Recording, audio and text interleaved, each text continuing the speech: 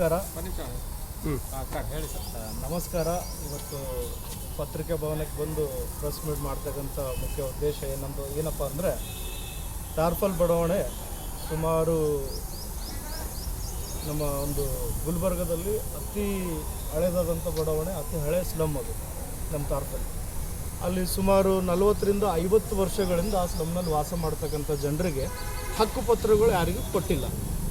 ಹಕ್ಕುಪತ್ರ ಯಾಕೆ ಕೊಟ್ಟಿಲ್ಲಪ್ಪ ಅಂತ ನಾವು ಪ್ರಶ್ನೆ ಮಾಡಿದಾಗೆಲ್ಲ ನಮ್ಮ ಏರಿಯಾ ಅಲ್ರಿ, ಅಥವಾ ನಮ್ಮದು ಏರಿಯಾ ಸಣ್ಣದಾದ ಸರ್ವೆ ನಂಬರ್ 18 ಅಷ್ಟೇ ನಮಗೆ ಬರ್ತದೆ, ಬಾಕಿದು ಬರೋಲ್ಲ. ಎಲ್ಲನೂ ನಾವೇನು ಮಾಡಬೇಕು, ಸರ್ವೆ ಮಾಡಿ ನಿಮ್ಗೆಲ್ಲರಿಗೂ ಎಟ್ ಎ ಟೈಮ್ ಕೊಡ್ತೀವಿ ಅಂತೇಳಿ ಸುಮಾರು 2 ವರ್ಷಗಳಿಂದ ಅವ್ರು ಹೇಳ್ತಾನೆ ಬರ್ತಾ ಇರ್ತಾರೆ. ಈಗ ನಮ್ಗೆ ನೀಡೋದು ಹಕ್ಕುಪತ್ರ ಯಾಕಪ್ಪ ಅಂದರೆ, ಗುಲ್ಬರ್ಗ ಸಿಟಿ ಡೆವಲಪ್ ಆಗ್ತದೆ, ಮಾಸ್ಟರ್ ಪ್ಲ್ಯಾನ್ಗಳು ಉಂಟು. ಈಗ ಮಾಸ್ಟರ್ ಪ್ಲ್ಯಾನ್ನಲ್ಲಿ ಬರ್ತಕ್ಕಂಥ ಮನೆಗಳಿಗೆ ಹಕ್ಕುಪತ್ರಗಳಿಲ್ಲಪ್ಪ ಅಂದರೆ ಆ ಫಲಾನುಭವಿಗಳು ದಾರಿ ದೀಪ ಎಲ್ಲ ರಸ್ತೆಯಲ್ಲಿ ಬಂದುಬಿಡ್ತಾರೆ. ಯಾಕಂದ್ರೆ ಅನೇಕ ವಿಧಗಳಲ್ಲಿ ಸಾಲ ಸಮದಗಳು ಮಾಡಿ ಮನೆಗಳು ಕಟ್ಕೊಂಡ್ರೆ ಈಗ ರಸ್ತೆ ಅಗಲೀಕರಣ ಅಂತೇಳಿ ಬರ್ತದೆ, ಡ್ರೈನೇಜ್ ಅಂತೇಳಿ ಬರ್ತದೆ, ಏನೇ ಒಂದು ಬರ್ತದೆ. ಅಲ್ಲಿ ಬಂದಾಗ ಸ್ಲಮ್ ಬೋರ್ಡ್ದವ್ರು ಮನೆಗಳೆಲ್ಲ ನಿರ್ಮಾಣ ಮಾಡಿಕೊಟ್ರೆ ಈಗ ನಿರ್ಮಾಣ ಮಾಡಿರ್ತಕ್ಕಂಥ ಮನೆಗಳಿಗೆ ಹಕ್ಕುಪತ್ರ ಕೊಡಬೇಕು. ಒಂದು ವೇಳೆ ಅವ್ರು ಹಕ್ಕುಪತ್ರ ಕೊಡಲಿಲ್ಲಪ್ಪ ಅಂದರೆ ನಾವು ಮುಂದೆ ಕಾರ್ಪೊರೇಷನ್ನಲ್ಲಿ ಕಮಿಷನರ್ ಸರಿ ಆಯಿತು, DC ಅವ್ರು ಸರಿ ಆಯಿತು, ಯಾವುದೇ ಒಂದು ಡೆಮೋಲೇಷನ್ಗೆ ಒಳಗಾಗ್ತಕ್ಕಂಥ ಮನೆಗಳಿಗೆ ಕಂಪೋಸಿಷನ್ಗಳು ನಾವು ಕೇಳಬೇಕಾದ್ರೆ ನಿಮ್ಮ ಮನೆ ಹಕ್ಕುಪತ್ರಗಳು ಅವ್ರು ಕೇಳ್ತಕ್ಕಂಥ ವಿಷಯ ಅವ್ರು ಮಾಡ್ತಾರೆ. ಈ ಲಾಸ್ಟ್ ಟೈಮ್ ಇದು ನಮ್ಮಲ್ಲಿ 1ನೇ ಕ್ರಾಸ್ನಿಂದ 8ನೇ ಕ್ರಾಸ್ವರೆಗೂ GB ಮೀಟಿಂಗ್ನಲ್ಲಿ ರಸ್ತೆ ಅಗಲೀಕರಣ ಬಗ್ಗೆದಾಗ ವಿಚಾರ ಮಾಡಿ ಅದಕ್ಕೆ ಅಪ್ರೂವಲ್ ಕೊಟ್ಬಿಟ್ರಿ. ಈಗ 8ನೇ ಕ್ರಾಸ್ ತನಕ ಅಗಲೀಕರಣ ಆದ್ಮೇಲೆ 8ನೇ ಕ್ರಾಸ್ಲಿಂದ 14ನೇ ಕ್ರಾಸ್ ತನಕ ಅಗಲೀಕರಣ ಮುಂದೆ ಬರ್ತಕ್ಕಂಥ ದಿನಗಳೆಲ್ಲ ಆಗುತ್ತದೆ. ಆ ಒಂದು ವಿಷಯ ನಾವು ಮುಂದಿಟ್ಕೊಂಡು ಎಲ್ಲ ಮನೆಗಳಿಗೆ ಕಂಪೋಸಿಷನ್ ಮನೆ ಬೇಕು ಅಂದರೆ ಅವ್ರಿಗೆ ಹಕ್ಕುಪತ್ರ ಬೇಕು. ಹಾಗಾಗಿ ಹಕ್ಕುಪತ್ರ ಅವ್ರು ಕೊಡಬೇಕಂತೇಳಿ ಸುಮಾರು 2 ವರ್ಷಗಳಿಂದ ನಾವು ಹೋರಾಟ ಮಾಡ್ತಾ ಇದ್ದೀವಿ. ಅವ್ರು ಬರೀ ಕುಂಟು ನೆಪಗಳನ್ನು ಹೇಳ್ತಾ ಅದಕ್ಕೆ ಮುಂದಾಗ್ತಾ ಬರ್ತಾ ಇದ್ದಾರೆ. ಮತ್ತು 2ನೇ ವಿಷಯ ಏನಪ್ಪ ಅಂದರೆ, ಅಲ್ಲಿ ಸ್ಲಮ್ ಬೋರ್ಡ್ಲಿಂದ ಕಟ್ತಕ್ಕಂಥ ಮನೆಗಳು ಸುಮಾರು ಪ್ರಧಾನಮಂತ್ರಿ ಆವಾಸ್ ಯೋಜನೆ ಅಡಿಯಲ್ಲಿ 2018-19 ಪ್ರಾರಂಭ ಆಗೋ ಮನೆಗಳು ಸುಮಾರು ಒಂದು 2018 ಒಂದು 350 ಮನೆಗಳು, ಮತ್ತು 2022-23 ಸಾಲಿನಾಗ ಒಂದು 450 ಮನೆಗಳಲ್ಲಿ ನಿರ್ಮಾಣ ಆಗ್ಲಿಕ್ಕೆ ಮಂಜೂರಾತಿ ಆಗಿರ್ತದೆ. ಅಂಥ ಮನೆಗಳು ಸಹ ಅರ್ಧ ಕಾಮಗಾರಿ ಮಾಡಿ ಅರ್ಧ ಮಟ್ಟಿಗೆ ನಿಂತವು. ಏನು ಕಾರಣಪ್ಪ ಅಂದರೆ ರೀತಿ ಇಲ್ಲ ಅನ್ನೋ ಒಂದು ಕಾರಣ. ರೀತಿ ಇಲ್ಲ. ಇವತ್ತು ನಮ್ಮ ಪ್ರಶ್ನೆ ಡೈರೆಕ್ಟ್ ಉಸ್ತುವಾರಿ ಸಚಿವರಿಗೆ ಇರ್ತದೆ. ರೀತಿ ಗೌರ್ಮೆಂಟ್ ಕೆಲಸಗಳಿಗೆ ಅಗರ್ ಕೊಡ್ತಕ್ಕೆ ಆಗ್ತಾಯಿಲ್ಲ ಅಂದರೆ ರೀತಿ ಇಲ್ಲದೆ ಅವರಿಗೆ ಕಾಮಗಾರಿಗೆ ಮಂಜೂರಾತಿನ ನೀವು ಕೊಡ್ಬೋದಾಗಿತ್ತು.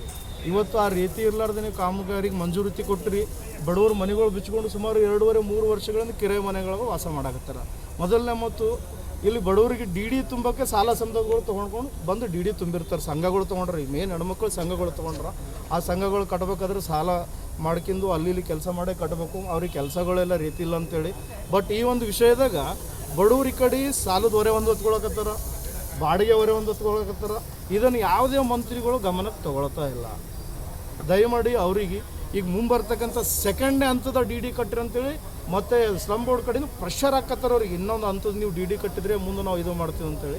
ಬಟ್ ಇನ್ನೊಂದು ಹಂತದ ದುಡ್ಡು ಅವ್ರು ಕಟ್ಲಕ್ಕೆ ರೆಡಿ ಅದಾರ. ಬಟ್ ಈಗ 2.5-3 ವರ್ಷಗಳಿಂದ ಅವ್ರೇನು ನಷ್ಟ ಅನುಭವಿಸಕತ್ತಾರೆ ಕಿರಾಯ ಮನೆಗಳದಾಗ ಉಳಿದು. ಅದಕ್ಕೇನು ಕಂಪೋಸಿಷನ್ ಏನು ಕಾಂಟ್ರಾಕ್ಟರ್ ಕೊಡ್ತಾನೋ ತಾವು ಮಾಡಿದಂಥ ತಪ್ಪಿಗಾಗಿ, ಅಥವಾ ಅಪ್ರೂವಲ್ ಕೊಟ್ಟಿರ್ತಕ್ಕಂಥ ಸ್ಲಮ್ ಬೋರ್ಡ್ ಡಿಪಾರ್ಟ್ಮೆಂಟ್ದವ್ರು ಕೊಡ್ತಾರೋ, ಅವ್ರಿಗೆ ಮಂಜೂರಾತಿ ಕೊಟ್ಟಿರ್ತಕ್ಕಂಥ ಈ ಕರ್ನಾಟಕ ರಾಜ್ಯ ಸರ್ಕಾರ ಕೊಡ್ತದೋ, ಯಾರು ಕೊಡ್ತಾರೋ ಅವರಿಗೆ ಬಡವರಿಗೆ ಪರಿಹಾರ ಕೊಡ್ತಕ್ಕಂಥ ಕೆಲಸ ಇಲ್ಲಿ ಮಾಡ್ತಾ ಇಲ್ಲ. ಈ ಸ್ಲಮ್ ಬೋರ್ಡ್ ಆ ನಿರಾಶ್ರಿತರ ಯೋಜನೆಯಲ್ಲಿ ಆಗ್ತಕ್ಕಂಥ ಮನೆಗಳಿಗೆ ಅವ್ರು ಭಾರ ಹಾಕೊಳಕತ್ತಾರೆ. ಒಂದು ಮನೆ ರೆಡಿ ಮಾಡ್ಕೋಬೇಕಾದ್ರೆ ಸ್ವಯಂ ಫಲಾನುಭವಿನೇ 2.5-3 ಲಕ್ಷ ರೂಪಾಯಿ ಸಾಲ ಮಾಡ್ಕೊಂಡು ಕೆಲಸ ಮಾಡಾಕತ್ತಾನ. ಆದ್ದರಿಂದ ದಯಮಾಡಿ ಇಲ್ಲಿರ್ತಕ್ಕಂಥ ಸ್ಲಮ್ ಬೋರ್ಡ್ ಅಧಿಕಾರಿಗಳು ಇದ್ರ ಬಗ್ಗೆದಾಗ ಕಾಳಜಿ ವಹಿಸಬೇಕು.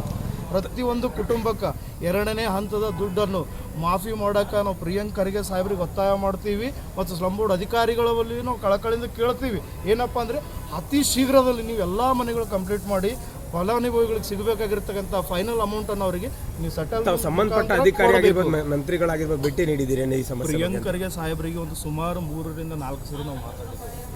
ಸಂಬಂಧಪಟ್ಟಂಥ ದಕ್ಷಿಣ ಮತಕ್ಷೇತ್ರದ ಶಾಸಕರಿಗೂ ಸಹ ನಾವು ಮಾತಾಡಿದ್ದೆವು. ಈಗ ಇದ್ರ ಬಗ್ಗೆದಾಗ ನಾವು ನಮ್ಮ ಜಿಲ್ಲಾ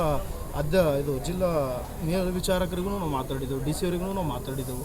ಈ ಒಂದು ವಿಚಾರಗಳು ನಾವು ತೆಗೆದುಕೊಂಡು ಹೋದಾಗೆಲ್ಲ ಅಲ್ಲಿ ಅವರು ಕಾಂಟ್ರಾಕ್ಟರ್ಗಳ ಮುಖಾಂತರ ಬರ್ತಕ್ಕಂಥ ಒಂದೇ ವಿಷಯ ಏನಪ್ಪ ಅಂದ್ರೆ, ನಿಮ್ದು ಏನಾದರೂ ಕೆಲಸ ಇದ್ರೆ ಹೇಳ್ರಿ ಮಾಡ್ಕೊಡೋಣ, ನೇರವಾಗಿ ಹೇಳ್ತಾರೆ.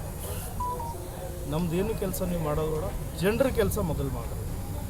ಏರಿಯಾದಾಗ ಸುಮಾರು 3,000 ಮನೆಗಳದಾಗ 500 ಮನೆಗಳು ರೋಡಿಗೆ ಇರ್ತಕ್ಕಂಥವ್ರು ನಿರಾಶ್ರಿತರಾಗಿ ದಾರಿ ತಪ್ಪೋಕತ್ತಾರ ಈಗ ಮುಂದೆ ಡೆವಲಪ್ಮೆಂಟ್ ಅನ್ನೋದು ಬಂದ್ರೆ ಅವ್ರಿಗೆ ನೀವು ಪರಿಹಾರ ಕೊಡ್ತಕ್ಕಂಥ ಕೆಲಸ ಮಾಡಿರಿ ಅಂತೇಳಿ ಈ ಒಂದು ಮಾಧ್ಯಮದ ಮೂಲಕ ನಾವು ಮಾತಾಡ್ತಿದ್ದೇವೆ. ಈ ಒಂದು ವೇಳೆ ಈ ಒಂದು ಮಾಧ್ಯಮದ ಮೂಲಕ ನಾವು ಮಾತಾಡಿದ್ದು ನಿರ್ಲಕ್ಷ್ಯ ಮಾಡುವುದಾದರೆ ಮುಂಬರ್ತಕ್ಕಂಥ ಮುಂದಿನ ವರ್ಷ 12ನೇ ತಾರೀಕು DC ಅವರ ಕಚೇರಿಯನ್ನು ಮುತ್ತಿಗೆ ಹಾಕ್ತಕ್ಕಂಥ ಕೆಲಸ ಮಾಡ್ತೀವಿ. ಯಾಕಂದರೆ ಇಲ್ಲಿ ನಾವು ಆಡ್ತಕ್ಕಂಥದ್ದು ಬರೀ ಮಾಧ್ಯಮದವ್ರ ಮುಖಾಂತರ ಅಧಿಕಾರಿಗಳ ಹತ್ರ ಹೋಗ್ತಾ ಇದೆ, ಅವ್ರಿಗೆ ಬಿಸಿ ಮುಟ್ತಾ ಇಲ್ಲ, ಅವ್ರಿಗೆ ಅದ್ರ ಬಿಸಿ ಮುಟ್ತಾ ಇಲ್ಲ. ಕೆಲವೊಂದು ಏನು ಮಾಡ್ತಾ ಇದ್ದಾರೆ, ಮಾಧ್ಯಮದವ್ರು ಬರ್ತಾರೆ ಹೋಗ್ತಾರೆ ಅನ್ನೋ ಒಂದು ಲೆಕ್ಕಾಚಾರಕ್ಕೂ ಸಹ ಅವರು ಅಧಿಕಾರಿಗಳು ಮಾತಾಡ್ತಕ್ಕಂಥದ್ದು ಕೆಲಸ ಮಾಡ್ತಾ ಇದ್ದಾರೆ. ಆದ್ದರಿಂದ ಮುಂಬರ್ತಕ್ಕಂಥ ದಿನಗಳಲ್ಲಿ DC ಆಫೀಸ್ಗೆ ನಾವು ಮುತ್ತಿಗೆ ಹಾಕ್ತೀವಿ. ಮತ್ತು ಏನದಪ್ಪ ಅಂದರೆ DC ಅವರಲ್ಲಿ ಕಳಕಳಿಯಿಂದ ಕೇಳ್ಕೊಳ್ಳೋದೇನಪ್ಪ ಅಂದರೆ, ನಮ್ಮಂಥ ಲೀಡ್ರ್ 4 ಅಲ್ಲ 1000 ಜನ ನಿಮ್ಮ ಹತ್ರ ಬರ್ತಾರೆ, ಅವ್ರ ಮಾತು ನಿಜ ಅಂತೇಳಿ ನೀವು ನಂಬಡ್ರಿ. ಖುದ್ದಾಗಿ ನೀವೇ ಒಂದು ಜನ ಸಂದರ್ಶನ ಕಾರ್ಯಕ್ರಮ ಏರ್ಪಡಿಸ್ರಿ.